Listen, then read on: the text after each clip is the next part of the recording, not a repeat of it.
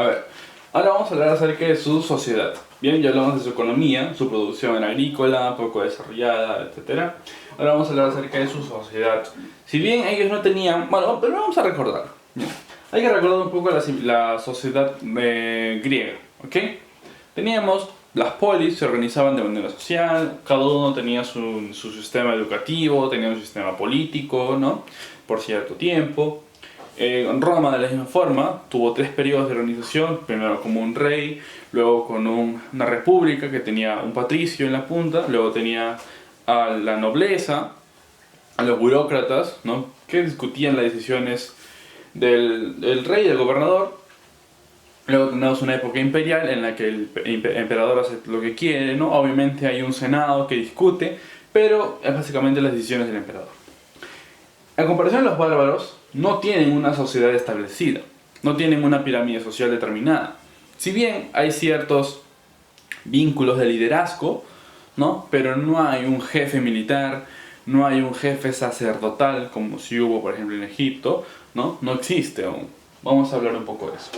Bien, primero, su sociedad se basa en los vínculos de dependencia personal. ¿Qué es la dependencia personal? Quiere decir que hay personas que dependen directamente de otra persona. ¿Eso qué quiere decir?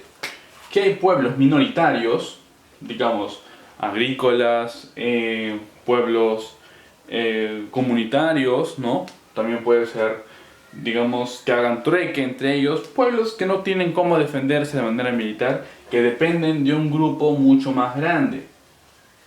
¿Ok? Hay esto que se le llama vasallaje. ¿Qué es la dependencia personal? El vasallaje. Tú, individuo, no tienes fuerza militar. ¿Qué tienes? Tu fuerza laboral, tus ganas de trabajar. ¿Qué ofreces? Ofreces tu fuerza de trabajo hacia un jefe, un líder. ¿Ok? Y el que te da a cambio, te da protección. ¿Ok? Te da protección o te da ciertas riquezas por tu trabajo. A esa relación se le llama vasallaje. Hay dependencia.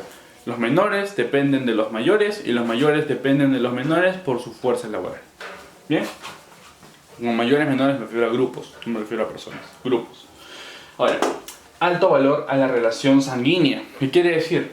Que aquí no dependía mucho si tú eres, por ejemplo, tú tienes mucho dinero, tienes muchas cosas, tienes una gran chácara, eso no importaba mucho.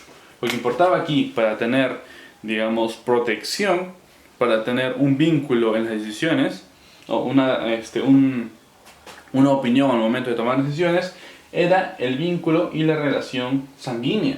Es decir, de padres a hijos, hijos, hermanos, hermanos, nietos, nietos, primos, etc. Siempre y cuando tú mantengas una línea sanguínea, tenías ese acceso a la protección, ese acceso a emitir tu voto, se podría decir, ¿no? Una opinión. ¿Ok? Era una especie de... seguían con ese sistema sanguíneo, no dinástico se podría decir. Ahora, eso es a nivel de sociedad. Ellos se organizaban así, la sociedad iba así. A nivel político, que es un poco de lo que te hablaba, ellos desconocieron la organización estatal. Quiere decir, ellos no tenían una pirámide social, como sí tenían otras civilizaciones, ¿no? No había un rey, no habían agrícolas que trabajaban en la base social, no existían esclavos, no, eso no había. ¿Qué tenían? Ellos tenían tribus, ellos se organizaban en tribus. Recuerda, trabajo colectivo. Todos trabajaban para todos. Obviamente hay alguien que tiene que dirigir ese trabajo, pero todos trabajaban para todos recibían lo mismo, ¿no? Así se organizaban los bárbaros antes de su insección en el Imperio Romano. Luego también tuvieron un avance, o digamos un aporte jurídico, obviamente, a pesar de que a nivel político el trabajo era de todos para todos, se organizaban en tribus. Siempre había personas que obraban mal, siempre había personas que actuaban mal. Ese tipo de actos no podrían quedar impunes. Entonces, a nivel jurídico existían leyes, alguien que decidía por ciertas cosas. Tenía esta función de decidir, tú obraste mal, tienes este castigo, tú hiciste esto, este castigo.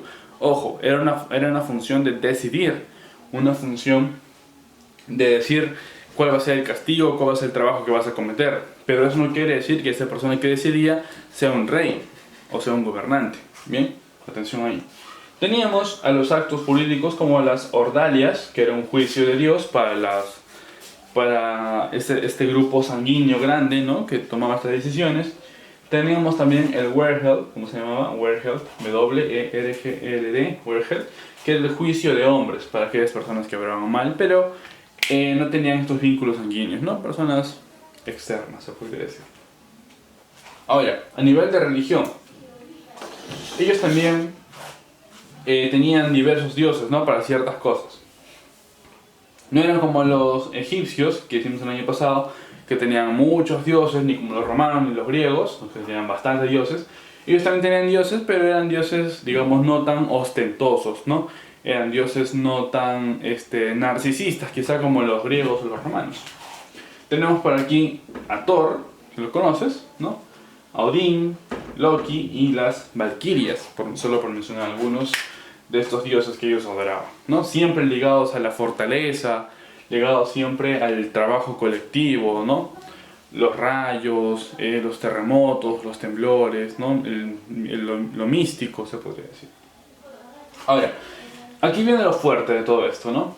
¿Por qué estamos hablando de todo esto? Porque estas invasiones bárbaras trajeron diversas consecuencias para la conformación de la Europa y del mundo occidental como lo conocemos. Primero, las consecuencias. Paralización del comercio y la industria. A ver, ¿de qué va esto? Los romanos ya habían tenido una especie de comercio, recuerda, con Cartago, la guerra con Cartago para las guerras púnicas, para comercializar en el Mediterráneo. Recuerdas también los griegos, de la misma forma también, se peleaban por el comercio con los persas, igual. Pero los bárbaros se basaban en la agricultura, no necesitaban el comercio, no lo querían, no sabían qué hacer. Entonces, nunca se desarrolló el comercio, se dio la paralización del comercio y la industria. ¿Qué es la industria? La transformación de materias primas con mayor valor agregado, no para elementos nuevos, tampoco había. Se estaba perdiendo, se le dio un stop, ¿ok? Se detuvo. También la destrucción del Imperio Romano de Occidente. Bueno, esta es la consecuencia más rápida que hay, pues, ¿no? El Imperio Romano, que había pasado ya por su época de monarquía, república, y estaba en el periodo dominado del imperio, se viene abajo con estas invasiones. Además, de manera interna, el imperio ya no era el mismo. El imperio ya estaba muy, muy fraccionado, ¿no? Y solo cayeron con estos. También, este es su aporte más importante. Este sí quiero que lo resaltes por ahí con un color si quieres. El germen de la Edad Media, que es lo que vamos a desarrollar en toda esta unidad. ¿Ok? El germen de la Edad Media. ¿Qué es la Edad Media? Es el siguiente sistema socioeconómico de relación, ¿no? En el cual el vasallaje va a tener mucha importancia. Los vínculos sanguíneos van a tener mucha importancia. ¿Ok? El germen de la Edad Media. Recuerda las consecuencias. Luego tenemos el origen de los reinos. Aquí te mencioné algunos pueblos, ¿no? Los tártaros mongoles, eslavos, germanos. Pero ellos no solamente se invadieron, los germanos invadieron Roma. Los demás pueblos que hicieron se fueron a diversas zonas de Europa y fueron a través, ¿no?, de su conformación como pueblos, fueron formando diversos reinos, maneras de gobierno, fueron organizándose mejor a nivel político. ¿Por qué? Porque ya habían civilizaciones, ¿no? Habían una manera de organizarse. Ellos llegaron y tenían todo listo, se podría decir. Solo tuvieron que adaptar su manera de vivir a la manera de vivir de los romanos, a la manera de vivir de los antiguos griegos, esas consecuencias que habían tenido. Entonces, se originan diversos reinos. Entre ellos tenemos de los germanos, lo que actualmente puede ser Alemania, ¿no? El país alemán. Los germanos eran sus antepasados originarios, ¿no?, que se ubicaron en la zona norte del Imperio Romano. Revisa tu mapa. Tenemos a los itálicos, que estaban justo en la costa del Mediterráneo, en la zona de la Bota, lo que actualmente puede ser Italia, ¿no?, por ahí. Teníamos a los britanios, donde fueron los anglosajones, otro pueblo también, ¿no?, lo que actualmente es Inglaterra, ¿no? Los britanios en el norte occidental. Teníamos a los hispanos, que también fueron hacia la zona occidental, más occidental del Mediterráneo, ¿no?, lo que actualmente puede ser España. Y así tenemos muchos ejemplos. Los húngaros, tenemos por el lado oriental también los árabes, ¿no? Entonces tenemos un montón de ideas por ahí. Y eso también es importante, multiplicidad de lenguas. ¿Por qué en Europa se habla francés, se habla sueco, se habla portugués, se habla español, ¿no? Se habla italiano, se habla alemán? ¿Por qué? Porque estos reinos, como fueron muchos pueblos, diversos pueblos que formaron sus reinos, también perfeccionaron su manera de hablar y sobre todo la expandieron hacia sus territorios. Y es así como surge la multiplicidad de lenguas, chicos. Bien, entonces hasta ahí el tema de hoy. Ya sabes cuál es la importancia de las invasiones bárbaras, qué es lo que generó, bueno, aquí está, y cómo fue que más o menos se organizaron, y eso nos va a servir para las siguientes clases de la unidad. Muchas gracias.